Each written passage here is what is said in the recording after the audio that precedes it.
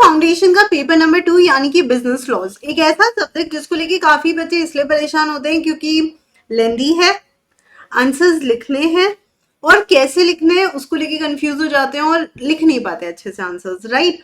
तो उसके लिए मैंने ऑलरेडी 2-3 वीडियोस बना दिए हैं regarding how to write answer, how to present paper, right. तो वो आप मेरे पुराने सेशंस देख सकते हो। लेकिन ना कोई भी चीज प्रेजेंट करने से पहले बहुत इंपॉर्टेंट होता है उसे याद करना, उसे समझना। क्या हमें सीए फाउंडेशन लॉ के वो इंपॉर्टेंट टॉपिक्स मिल सकते हैं जो एग्जाम में आते ही हैं, और क्या कोई टेक्निक है जिससे हम ये टॉपिक्स पढ़ के रिवाइज कर सकें, अच्छे से प्रेजेंट कर सकें।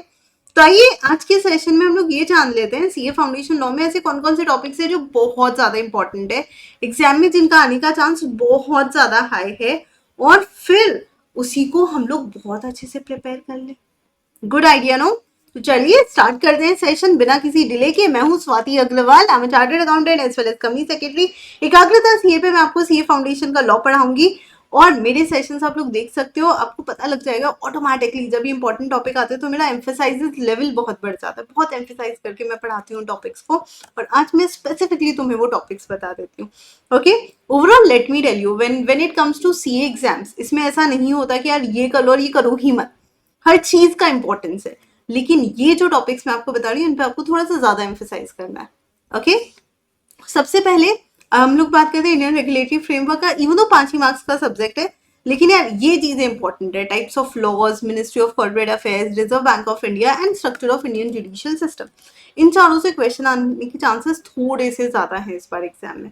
सिमिलरली अब हम लोग आ जाते हैं इंडियन कॉन्ट्रैक्ट एक्ट पे।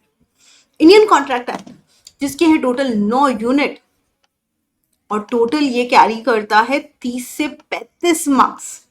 तो इसमें क्या क्या इंपॉर्टेंट है, तो सबसे पहले टाइप्स ऑफ कॉन्ट्रैक्ट यूनिट 1 में है। Okay, then different kinds of offer, offer और इनविटेशन टू ऑफर में क्या डिफरेंस है, और revocation of offer of acceptance कैसे होता है, एंड मोड ऑफ रिवोकेशन क्या है। ओके, देन क्या थर्ड पार्टी कॉन्ट्रैक्ट में सू कर सकती है, कंसिडरेशन वाला portion, then validity of an agreement without consideration, this is also important. Unit 1 और 2 की जब हम लोग बात करते हैं, 2 तो बहुत ही छोटा सा है तो उसके अंदर बहुत ज्यादा चीजें है भी नहीं, लेकिन ये कुछ चीजें हैं जो मुझे ऐसा लगता है यूनिट 2 से आपको स्पेशली ध्यान देनी चाहिए। ओके, फिर आते हैं हम लोग माइनर पे। माइनर का पोजीशन क्या होता है लॉ में, फ्री कंसेंट को वाइटिलेट करने वाली चीजें, सो कॉजन, अनड्यू इन्फ्लुएंस, ये बहुत इंपॉर्टेंट है ना, इसको बिल्कुल छोड़ना मत। Then oppose to public policy, so contract opposing public policy, तो उसके अंदर हमें ये चीज अच्छे से करनी है। वॉइड एग्रीमेंट्स क्या होते हैं, जॉइंट प्रोमिसर क्या है, सो जॉइंट प्रोमिसर की लाइबिलिटी स्पेसिफिकली इस बार के लिए मुझे इंपॉर्टेंट लग रही है क्योंकि आ सकती है, बहुत चांसेस आ सकती है।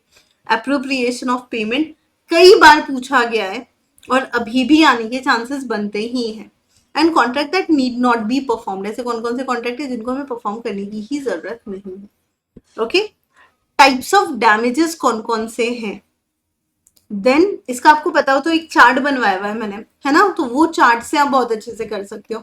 Then how liquidated damages and penalty, इन दोनों का डिफरेंस क्या है, और ये ना आएगा तो मान के चलो 4 मार्क्स के लिए बहुत इंपॉर्टेंट है। Then rule relating to enforcement of consideration, quasi contract, ये भी काफी इंपॉर्टेंट है। अच्छा, पहले 6 यूनिट तो वैसे भी हम बच्चों के फेवरेट होता है, लेकिन उसके बाद की जो 3 यूनिट है ना उसको लेकर आई थिंक कुछ स्पेशल टेंशन है।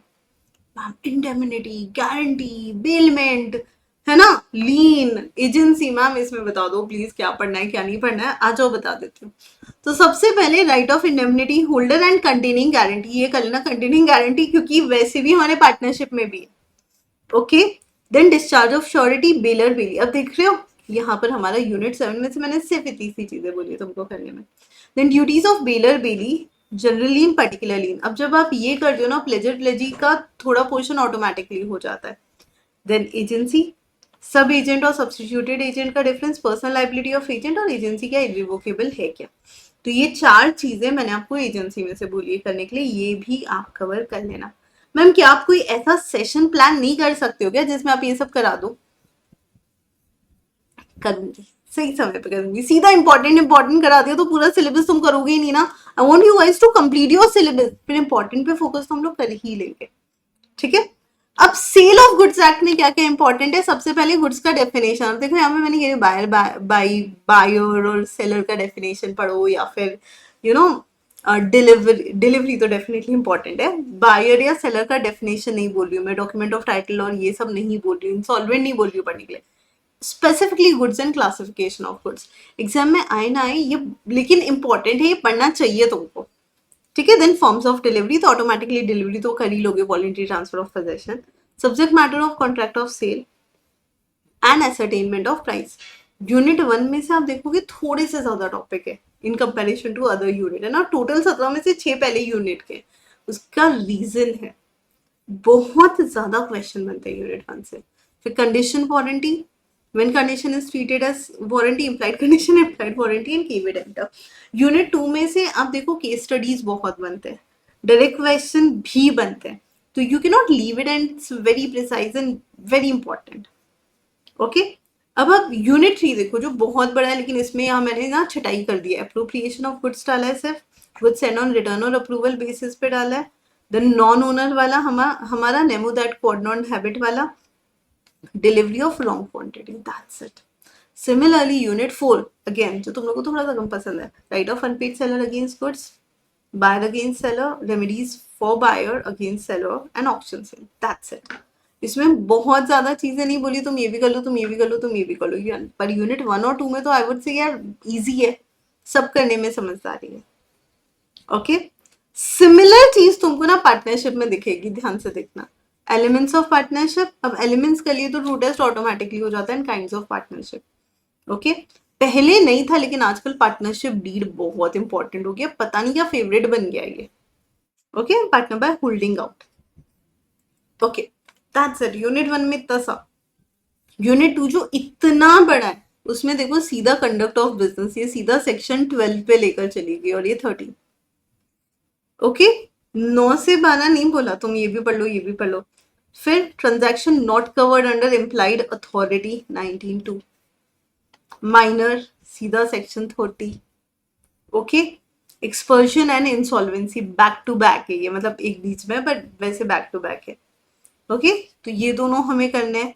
फिर उसके बाद में consequences of non registration and mode of dissolution. अब लास्ट में भी वो पूरा नहीं बोलूंगी, रजिस्ट्रेशन प्रोसेस भी इंपॉर्टेंट है, नहीं, so consequences of non registration and mode of dissolution, ये बहुत अच्छे से करना है आप लोग को। ओके, नेक्स्ट एलएलपी की अगर मैं बात करूं तो एलएलपी एक्ट के अंदर क्या क्या चीजें हैं जो करनी ही चाहिए हमें, है ना। 10 मार्क्स यार, 10 मार्क्स अगर ये आता है तो, और छोटा सा एक्ट है। तो सबसे पहले एलएलपी का meaning, body corporate, need of LLP भी इसी में कवर हो जाता है जब हम मीनिंग पढ़ते हैं, तो ये अगर वो भी क्वेश्चन आता है तो वो भी कर सकते हो। फाइनेंशियल ईयर का डेफिनेशन पूछा जा सकता है, स्मॉल एलएलपी करना ही है, डेजिग्नेटेड पार्टनर करना ही है। देन कैरेक्टरिस्टिक्स ऑफ एलएलपी, क्योंकि बहुत सारी है उसमें से पूछ सकते हैं, है ना। LLP is different from company, क्योंकि कॉमन क्वेश्चन बनता है जिसमें कंपनी का भी आ जाता है।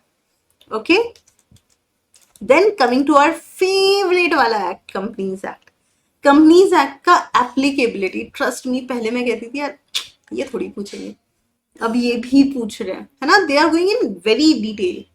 देन कंपनी के फीचर्स क्या है, तो यहाँ पर आपको स्लैब पूरा अच्छे से देखना है, क्योंकि कोई भी एक फीचर को उठा के उसका केस स्टडी बना देते हैं आजकल। कॉर्पोरेट वेल का लिफ्टिंग, वो 5 cases, all 5 cases of lifting. Company on the basis of members, private, public, small, 1%, on the basis of control, holding, subsidiary, associate. Section 8 company, to some extent I always say government company भी थोड़ा अच्छे से देख ही लिया करो, है ना। तो यहाँ पर एक बार गवर्नमेंट भी अच्छे से देखना है हमें, राइट। देन डॉक्ट्रिन ऑफ अल्ट्रावायस, अल्ट्रावायस अगर देख ही रहे हो तो इंडोर मैनेजमेंट तो देख ही लेना, और उसके एक्सेप्शन तो देख ही लेना। एंड एंट्रेंचमेंट प्रोविजन एओए के अंदर, अभी थोड़ा सा आईसीआई घुसकर जब पूछेगी तो एंट्रेंचमेंट पे आ ही जाएगी। ओके, तो जब मैं वन शॉट लूंगी कंपनीज एक्ट का, या फिर अभी जब मैं पार्ट्स में ले रही हूँ कंपनीज एक्ट, यार देख लेना अच्छे से एक बार, तुम्हारे बहुत हेल्पफुल रहेगा वो। Okay, next negotiable. मैम इसमें बता दो इंपॉर्टेंट क्या है मैम नेगोशिएबल में। देखो सबसे पहले जो तुमको बहुत इजी लगता है, असेंशियल्स अच्छे से कर लो नेगोशिएबल की, ये तो अच्छा है ना, इजी भी है। प्रॉमिसरी नोट और बिल ऑफ एक्सचेंज का डिफरेंस, ये भी तुम लोग खुशी खुशी करोगे, आई नो, राइट। देन और खुशी खुशी तुम लोग क्लासिफिकेशन ऑफ नेगोशिएबल इंस्ट्रूमेंट कर लोगे, वो भी कर लो। इलेक्ट्रॉनिक और ट्रंकेटेड चेक का डिफरेंस कोई बहुत ऐसा रॉकेट साइंस नहीं कर सकते हो अच्छे से, ठीक है। नाउ कमिंग टू थोड़ा सा जो क्रिटिकल पार्ट है, that is dishonour of cheque, presentment unnecessary कब हो जाता है, और कॉम्पनसेशन। ये तुम्हारे लिए हो सकता है थोड़ा सा टेक्निकल हो, लेकिन यार कर लिया ना तो समझ लो इससे बाहर पेपर जाने के चांसेस बहुत कम है। और यहाँ पर हमारे सातों यूनिट, सातों चैप्टर्स एक्चुअली खत्म होते हैं। अब आपने यहाँ देख लिया कि किस में क्या क्या इंपॉर्टेंट है, राइट। तो मेक श्योर गाइस, ये आप अपने पास सारी चीजें रखो, और जब भी चैप्टर खत्म कर लो, व्हेन यू फील लाइक यार अभी हो गया मेरा, है ना, I have completed this chapter, now it is a time जब आप लोग को क्या करने की जरूरत है, अभी इंपॉर्टेंट निकालो, और ये देखो यार ये मेरे को याद है, ये मेरे को याद है, ये मेरे को याद है, एटलीस्ट उतना उतना बिना देखे लिख लो, okay. So I hope this will gonna help you a lot. All the best guys, see you in the next session. अगला सेशन जो मैं लेने वाली हूँ आप लोग के लिए, इंटरेस्टिंग वीडियो बनाने वाली हूँ, बहुत इंपॉर्टेंट है। देखो, हाउ टू राइट आंसर्स हो गया, लॉ का प्रेजेंटेशन ऑलरेडी बता दिया तुमको, क्या क्या मिस्टेक्स है जो तुमको नहीं करनी चाहिए सी एग्जाम में वो बता दी, एंड अभी इंपॉर्टेंट टॉपिक्स बता दिए, और भी ऐसे वंडरफुल वंडरफुल चीजें I am bringing up for you. तो just stay tuned on Ekagrata C for more such content. All the best.